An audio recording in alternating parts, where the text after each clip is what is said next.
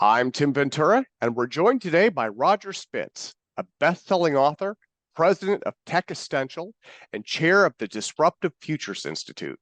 Roger's given over 100 keynote talks globally, is a frequent contributor across leading media, and has guest lectured at many of the world's most prestigious academic institutions. Roger has over 2 decades of leading investment banking and venture capital business experience, advising CEOs, founders, boards, and shareholders, evaluating their most strategic decisions, competitiveness, and disruptions ahead. He sits on a number of advisory boards of companies, climate councils, VC funds, and academic institutions worldwide. Roger is the author of The Definitive Guide to Thriving on Disruption and co-author of an existential framework for the future of decision-making, and has a track record of leadership in emerging technology over the course of his remarkable career. So Roger, welcome, sir. It is, again, truly an honor to have you with us today. I want to start out with The Definitive Guide to Thriving on Disruption, which is a 4-volume book collection that you published last November. Can you give me an overview of these books, I guess in a nutshell, what they're about, who should be reading them, and how they will benefit from this knowledge? That's great. Thanks so much, Tim. Really a pleasure and honor to be on the show. And thanks for the glowing intro. I'll have to try and live up to some of that, but it's good storytelling anyway.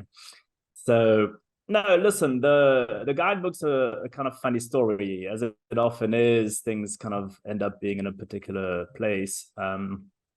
I had spent some time over the past few years thinking about the topics of complexity, nonlinear change, disruption in the broad sense. We'll come back to that.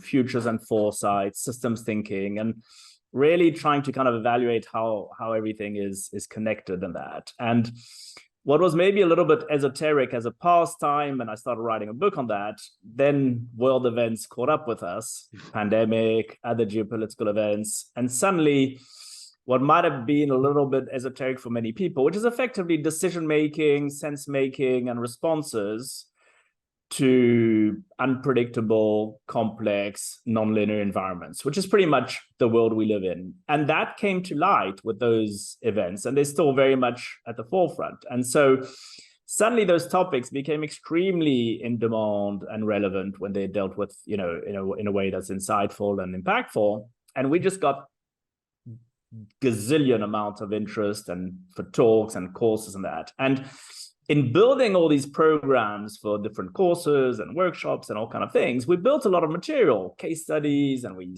spent a lot of time building it in a very structured way to deliver to very sophisticated or demanding clients and organizations worldwide. And at some point we felt, you know what? We get a lot of demand from the kind of general public for people who just want a book or something. And we thought, you know what, we actually feel there's a need in the world for a guidebook on how to make sense of our complex, nonlinear, unpredictable world. What are the practical frameworks, whether you're coming from a personal or business perspective? So the short answer is everybody, I think, can benefit from it and pretty much needs it.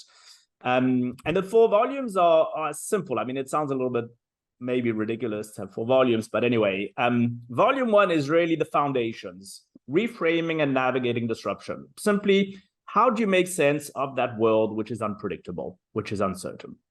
The second volume is frameworks. Once you've made sense of that world, what are the essential frameworks for disruption and uncertainty? What are the practical frameworks that can help you, your business, your organization, policymakers, or yourself as an individual stay relevant in the 21st century? It's not even anything over ambitious. It's really, how do you stay relevant in that kind of environment? So what are the frameworks to help with that? Volume 3 is more your life.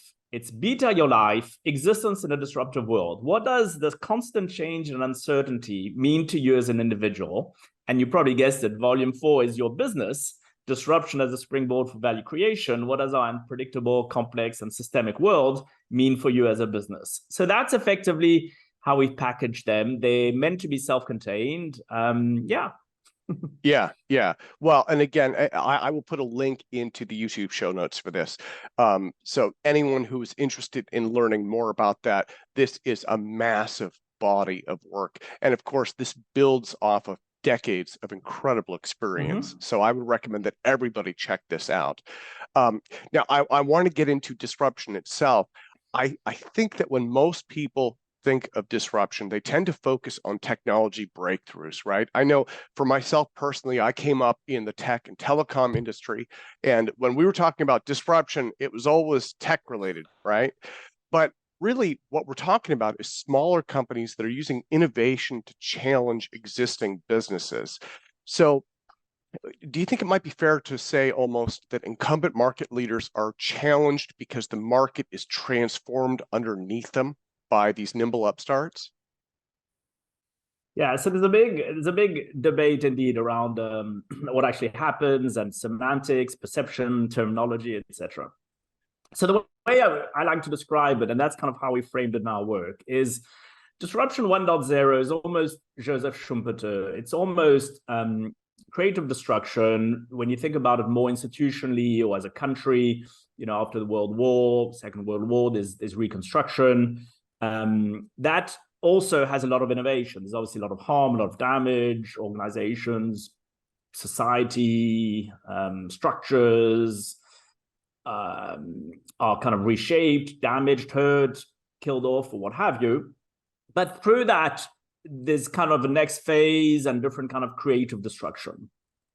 And then I think what you're describing is very much what 95, if not 100% of people who hear the word disruption kind of think about, which is, in a way, it's disruptive innovation, which Clayton Christensen coined, right? And that's, for me, it's disruption 2.0. It's discrete, it's specific, it involves a specific innovation or technology, and then something that is understandable, controllable, replicable, where if certain features are met, indeed, maybe an incumbent is chasing someone established with a legacy market through a different type of customer base and then catches up and becomes bigger. And so, if you take Clayton Christensen's definition, he'll sort of say, okay, the criteria of Uber is not disruptive innovation because, yes, it's a new platform and it's an app, etc. But ultimately, you're targeting the same clients with pretty much transport, and it's the same thing. It's taxis, but with a different name, and it's the same people, but with an app instead of just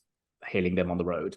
Whereas Netflix, he'll sort of say, Netflix is disruptive innovation because you're targeting more kind of movie buffs. I'm talking about 15 years ago, movie buffs and people who are very into maybe a bit of technology or happy to get cassettes being sent home on specific kind of movies.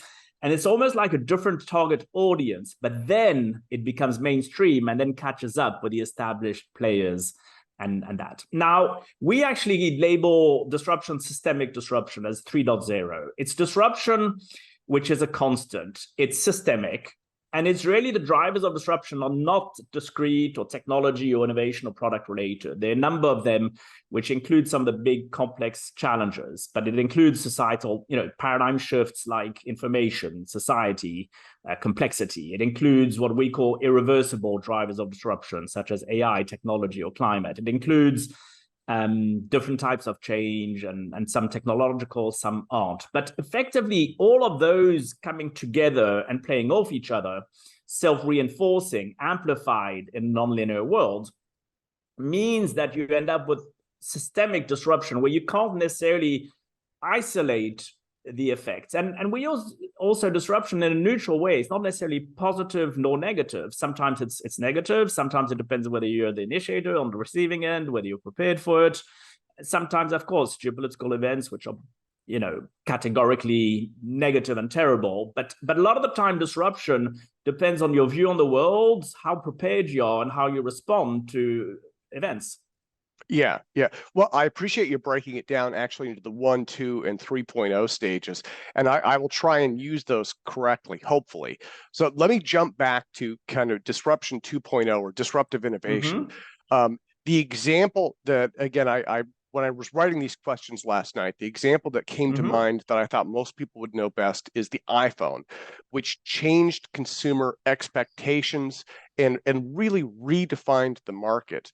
But The Yeah. other thing that was really interesting about that one in particular, and this tends to be a rule for a lot of these disruptive innovations, is that former market leaders, in this case, companies like Nokia and I think Microsoft, in a sense, they should have seen this consumer demand changing.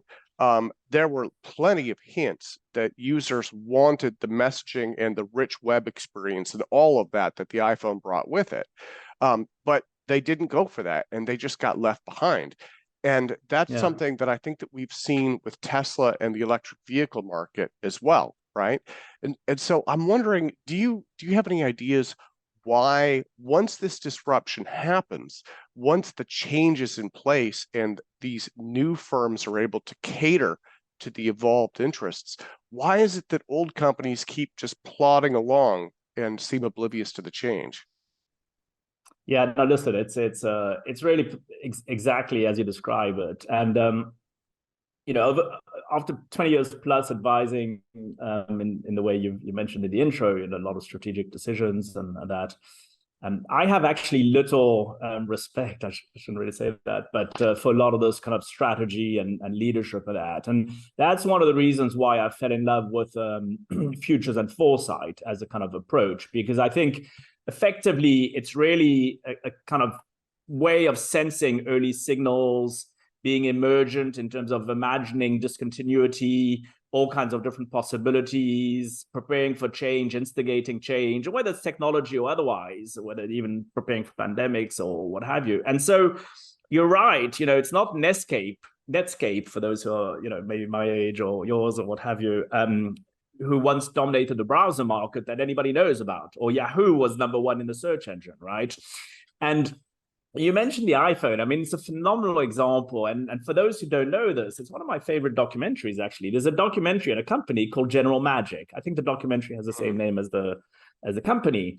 General Magic was a startup and a spin-off from Apple in 1990. And effectively, it's one of the most fascinating case studies because it was the precursor for the personal digital assistants, the PDAs.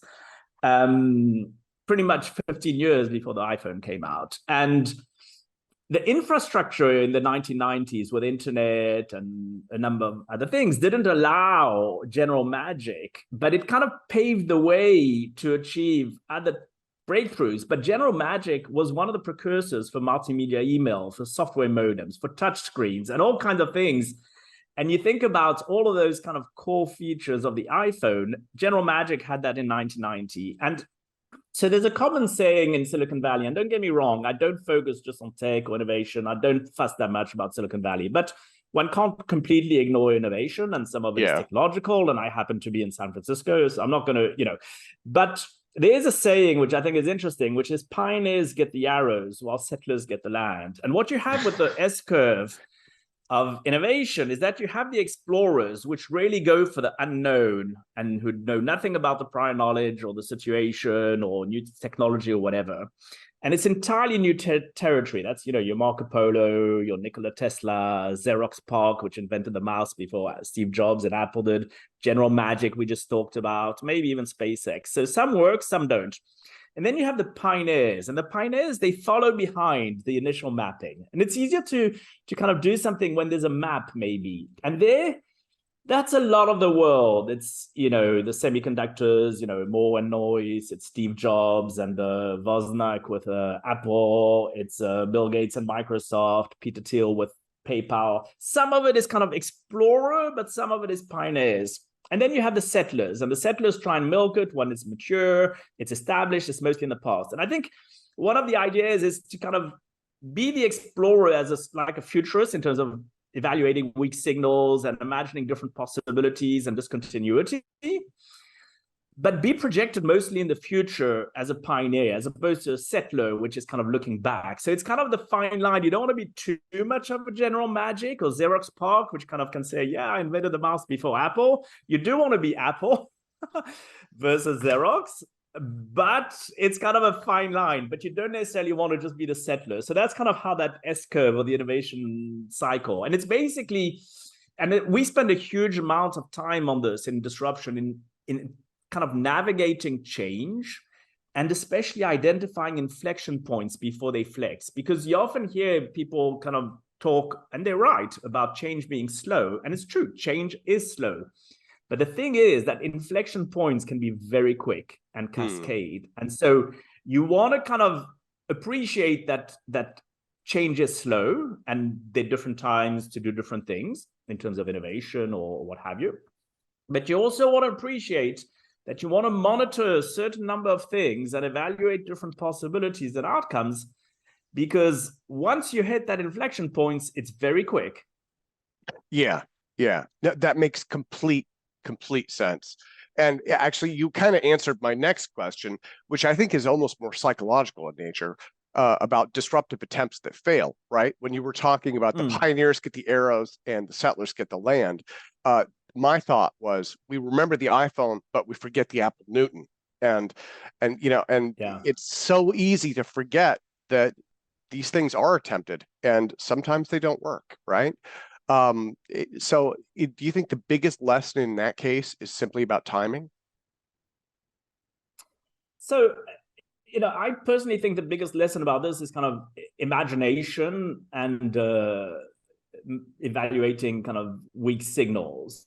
And again, foresight is a good umbrella for that, not to mean to kind of bang on about that because it's kind of what I focus on. But I came into foresight late. I've only been practicing this for the past 6 years at all, and full-time for only 3-4 years. Before that, I spent 20 years in investment banking. I understood strategy and how boards and leadership teams make decisions, and understood that reasonably well, very exposed to all kinds of different things. But I really feel that it's imagination which is kind of allows you to think of different possibilities, both in terms of preparing when shit happens and risks and issues, but also in terms of opportunities. Because again, disruption and change, we see it as kind of neutral. So you want to be the instigator of it. And so it's really imagining a multitude of different possibilities, having that beginner's mind, the Zen Buddhist and Japanese Eastern philosophy is very helpful for that. Shoshin, beginner's mind. Going back to first principles, people mark, of course, Elon Musk is a very easy target, especially with the Twitter saga and all that. But if you think about, SpaceX, it's phenomenal, the way he adopted first principles. And first principles not new. It's, the Greeks adopted first principles, but it's really challenging all the assumptions. Why is it that for space, Boeing and NASA and Airbus, who had been developing satellites and spacecrafts and that for like half a century, how come they were not the ones who were able to commercialize at scale in a cost competitive way? And Elon Musk, for all his current controversy or ridicule or whatever you want to call it, is a genius, but he also applied something very simple, which is first principles, which is taking a step back, taking a blank page, thinking about all the different possibilities, challenging the assumptions, not relying on assumptions or experience or hearsay, even from a leading company like Boeing, to sort of say, okay, how can one from scratch build a rocket? And his conclusion, just to kind of cut to the chase, is when he added up all the cost, the know-how, the materials to build the rocket, he evaluated that was probably less than 5% of the cost. Of the price of a rocket. And that's not because Boeing was cheating NASA or the US government. You don't do that. These are, although Boeing has had some controversies in terms of its Boeing 737 and that, contracts with the DoD and all that are very transparent. It's not because Boeing's getting 80% margins. It's because they just had not thought about and invented how to produce at scale in a cost-effective way. And so to come back to the issue of timing, I think timing might be kind of a consequence. And of course, some people are going to be lucky, less lucky, and timing, and you can be too early, of course. But I think often if you're really thinking about broadly the possibilities, reimagining the world, picking up signals, being emergent in the way you try things, you're not going to just sit there and sort of say, oh, I got the timing wrong, because you can choose when you do things, when you launch, when you develop it, when the markets are ready. It's not just like, oh, timing suddenly fell on me and it was the wrong timing. I was a bit unlucky. I'm exaggerating. Of course, timing has a huge role to play, but it's not like something completely external that suddenly hits you, Yeah, absolutely. Well, Roger, I want to be sensitive to your schedule. So let me get into your consulting business, Techistential. And Mm-hmm. from going through the website, it looks like there are really two main areas that just get highlighted over and over again, climate and AI. So I want to ask about climate first. It seems like this is an issue. I mean, this is something that's important to all of us and to all of our children and, to our future. But it also seems like this is something that's very near and dear to your heart, and you have a lot of subject matter expertise in. Can you tell me a little bit about, with the consulting business, again, from that perspective, how are you helping clients in terms of climate and sustainability? What kind of tasks are you engaged in there? Yeah, no, thanks for asking. It's an important topic for me and for the world, whether people realize it or not. But um, so Techistential is a foresight practice. So something we've been talking about is really the way we're cabled, thinking about futures, foresight, longer time periods, broader ways of driving systemic change, thinking about next order implications, challenging assumptions and various other things, developing scenarios around possibilities and that. And now I'm not myself an engineer or scientist or climate expert per se, so I don't have anything to bring in terms of actual concrete, on the ground solutions. But where we do spend a lot of time is thinking about systemic change. What is the difference between a sort of surface level discrete point solution or technology or startup, which effectively is a bit of a sort of shiny object or a bit of a PR thing, but is, if you think of an iceberg, is just above the iceberg, either just doing a PR or just doing a point solution or something specific. The challenge is that when you need to scale and interact in a complex world, how do you then drive systemic change? And so we help organizations think about what are virtuous inflection points, what are systemic transformation and transformative innovation versus a point solution. What are the levers that enable change? And that. And so, we spend time in fields like climate intelligence. I'm on the Climate Intelligence Council of a startup called Servist, which helps, bring insights on an asset level to make decisions of long-term uncertainties as to how your asset base might be impacted in the long term by concrete, whether it's drought or whatever, but you need to make those decisions in terms of building resiliency and adaptability, because you need to make decisions on your assets today. The supply chains, do you reinforce your hotels? If you're a hotel chain, which ones, which priority, in which ways, etc. I'm also a partner with a venture capital fund called Vector Partners. We invest in the future of mobility. So again, if you think about the drivers, emissions, etc., I'm not the one who's directly finding the technology or the science to help reduce emissions, but we can orient, we raised a 125 million fund, we can orient our investments in terms of companies and technologies which are more likely to be helpful in terms of the future of mobility. I work a lot with energy companies who have been doing traditional, even if it's wind or non-polluting, non-fossil fuel, etc., energy generation, but to try and think more systemically around how they can bring that to sort of avoid being just kind of, I can do this and can do it in a kind of a better way, but how can they kind of bring more scale and systemic change to their activities? So it's really bringing that kind of systemic transformation foresight hat to the fray, as opposed to being a climate scientist or whatever, which I'm not, will never be, or what have you. Yeah. Well, it's wonderful to have you outline how that you're able to help. So I want to ask now about AI, and this is one that is just, I mean, climate makes headlines also, so I shouldn't play that down. But AI is just exploding right now. So how does your firm handle that, I guess? And I'm sure that you're probably getting lots of inquiries right now about that one. Where are you at on the AI issue, if I can ask? Yeah, so again, we don't have a startup. We don't, sell AI or generate AI. Yeah. I'm not an engineer. I'm pretty much illiterate, I guess, compared to, most people who actually understand the code or whatever. So again, what we do is we try and think about the impact of AI and what should humanity, organizations, or individuals be doing in relation to AI. Some of it is thought leadership and talks and the work we publish, and some of it is indeed working with companies.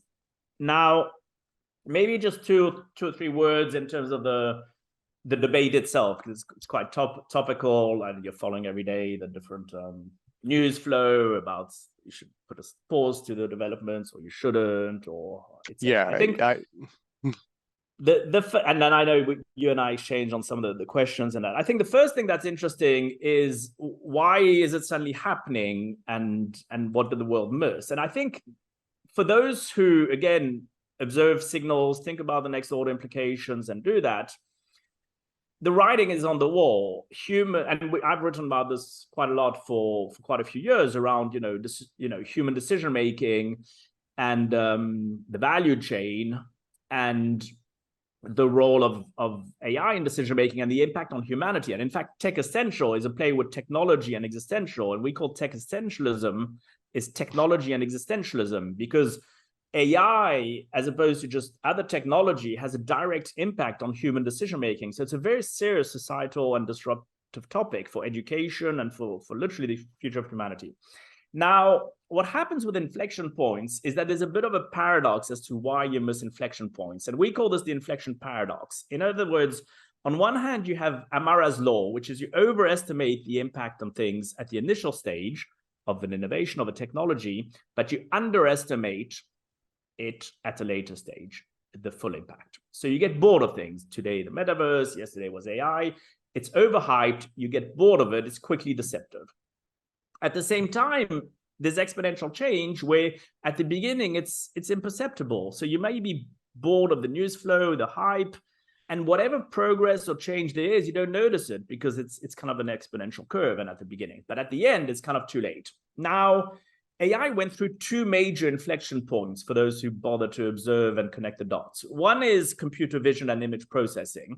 Once you understand vision and the building of visual systems, you're moving quite significantly to understanding, intelligence and a number of things. And on the other hand, natural language processing, when speech recognition moves from 90 to 95% to 98%, effectively, it then becomes something that's used all the time by everyone. I think it's Andrew Ng who talks about that a lot.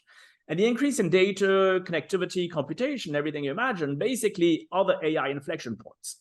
So that's point number one. Point number two, my biggest concern with this debate is twofold. One is what it means for decision-making and humanity and what humans need to do to upgrade their capabilities of their own ability to navigate in complexity, to understand, you need pathways to be prepared to understand the language of AI, to understand the impact of AI.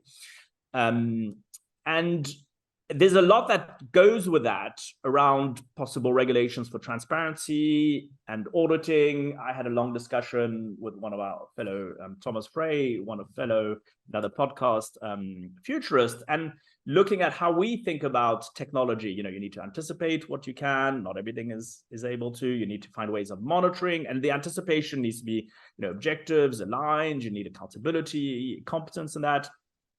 You need to then think about how do you monitor this with accountability, certain independence, feedback loops because it's evolving, and taking a systems approach to monitoring this.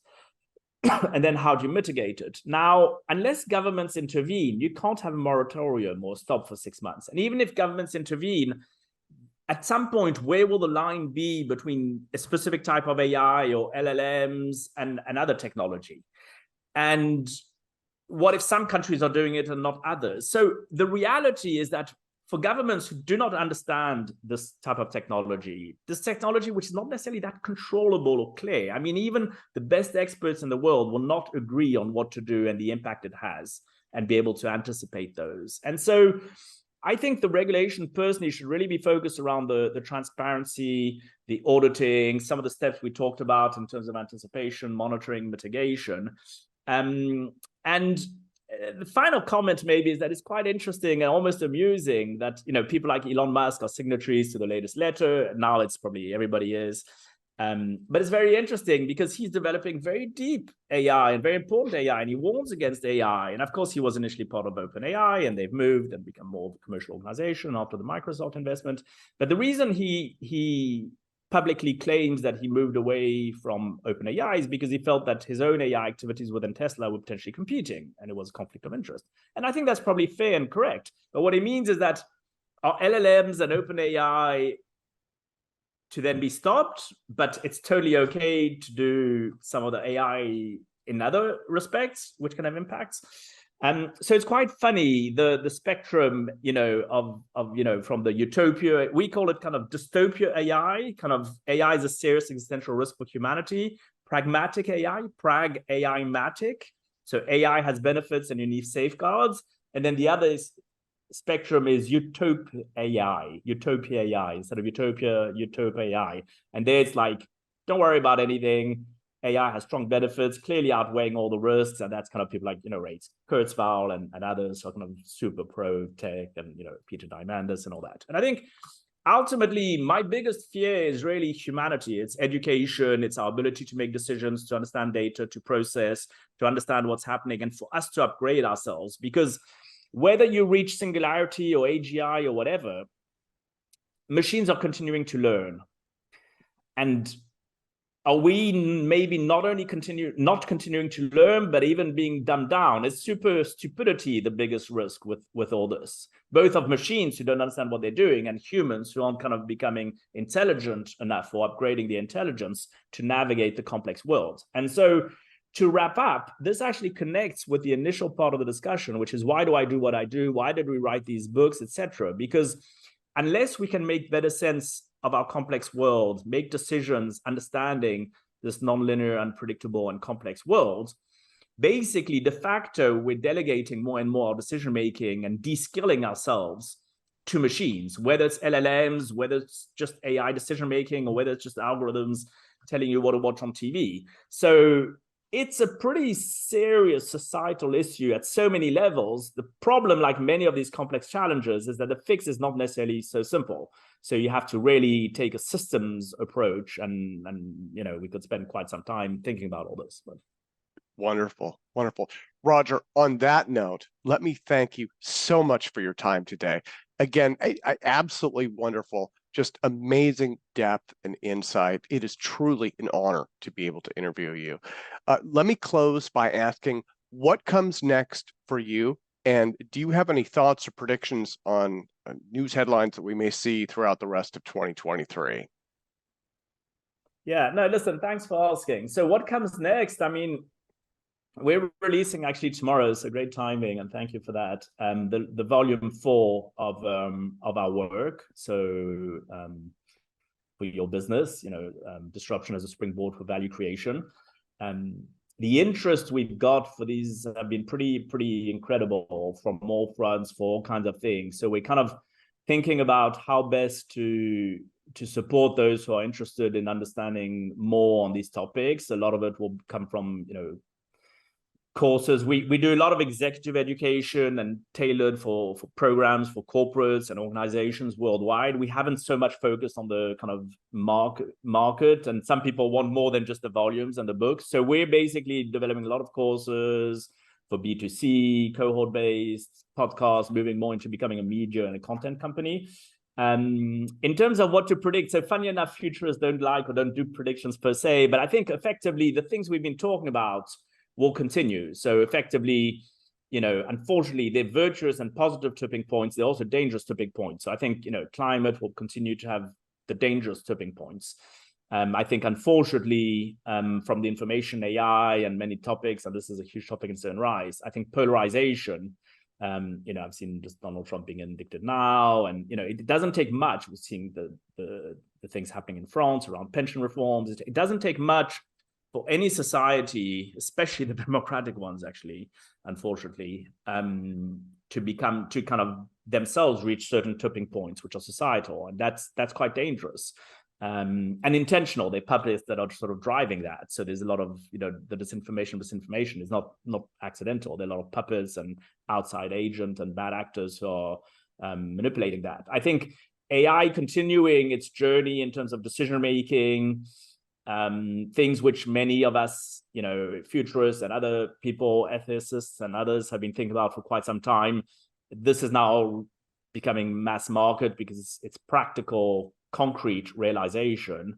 And then, of course, the sensationalization and shortcuts of the media and commentaries. We don't really, I'm pretty dismissive of trends and that in a general sense. So I kind of try and look at all this and look at the next order implications. But our drivers of disruption, effectively, for me, those will just continue to become more and more prominent. So it's, the irreversible aspects of tech, AI, and climate. It's paradigm shifts in terms of society, information, complexity.